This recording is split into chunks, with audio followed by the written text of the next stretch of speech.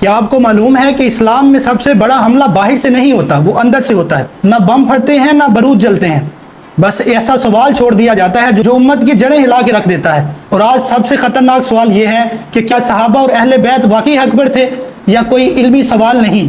یہ نبی کریم صلی اللہ علیہ وسلم کی تربیت پر حملہ ہے، کیونکہ صحابہ اور اہل بیت دونوں ایک ہی استاد کے شاگرد تھے۔ دونوں کا مرکز، مشن، مقصد صرف دین اسلام کی بقا اور امت کی اصلاح تھا۔ اب سوچو، اگر کوئی حضرت ابو بکر، حضرت علی یا حضرت حسین پر انگلی اٹھاتا ہے تو وہ در حقیقت نبی کریم صلی اللہ علیہ وسلم کی مکتب، ان کی تعلیم اور ان کے کردار پر سوال اٹھا رہا ہے۔ یہ خطرناک ذہن پہلے کیا کرتے ہیں؟ امت کے جذباتی کم علم طبقے کو نشانہ بناتے ہیں، پھر مظلومیت، جذبات اور عادی طریق کا ترکہ لگا کر کہانی سناتے ہیں۔ ایک فریق کو ہیرو اور دوسرے کو ظالم بنا دیتے ہیں، اور پھر یوٹیوب پر ویو اور چندے کے لیے امت کا اتحاد بیچ دیتے ہیں۔ ڈیوائیڈ اینڈ رول، یہ وہی پالیسی ہے جسے انگریز نے ہندوستان میں آزمایا تھا۔ وہ آج کا سکرپٹڈ لبرل مذہبی دانشور دین میں لا چکا ہے۔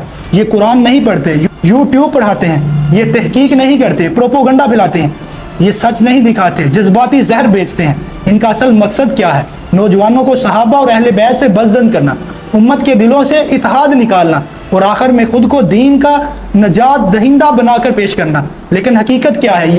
حضرت ابو بکر فتنوں کے دروازے بند کرتے ہیں، حضرت عمر عدل کا نظام قائم کرتے ہیں، حضرت عثمان قرآن کو امت تک محفوظ کرتے ہیں، حضرت علی علم اور فہم کا مینار بن کر سامنے آتے ہیں، اور حضرت حسین تنہا کربلا میں حق کے لیے جان دے دیتے ہیں۔ یہ سب ایک ہی قافلے کے راہی تھے، راستے مختلف مگر منزل ایک ہی، دین کی سربلندی تھی۔ تو سوچو، جو ان پر سوال اٹھاتے ہیں وہ نبی کریم صلی اللہ علیہ وسلم کی گواہی کو جھٹلا رہے ہیں۔ اللہ کے نبی نے فرمایا کہ میرے صحابہ ستاروں کی مانند ہے۔ پھر دوسری جگہ اللہ کے نبی نے فرمایا، میں تم میں قرآن اور اپنی اہل بیت چھوڑ کے جا رہا ہوں۔ اب جو ان ہستیوں کو متنازع بنا رہا ہے، وہ نہ علم پھیلا رہا ہے نہ دین، بلکہ امت کو توڑ رہا ہے۔ یہ سب کرنے والے نہ شیعہ ہیں نہ سنی ہیں۔ ان فتنہ پرستوں کو پہچانو، ان کا علم اصل میں فریب ہے، ان کی گفتگو اصل میں نفسیاتی واڑ ہے، اور ان کا ہدف عشق رسول کو کمزور کرنا ہے۔ یاد رکھو، جو صحابہ اور اہل بیت کو آمنے سامنے کھڑا کرتا ہے وہ نہ شیعہ ہے نہ سنی ہے، وہ صرف فتنے کا پجاری ہے۔ اور جو امت کے دل سے صحابہ کا وقار اور اہل بیت کی حرمت نکالتا ہے وہ اسلام کا نہیں، کسی سازش کا حصہ ہے۔ فیصلہ اب تمہارے ہاتھ میں ہے۔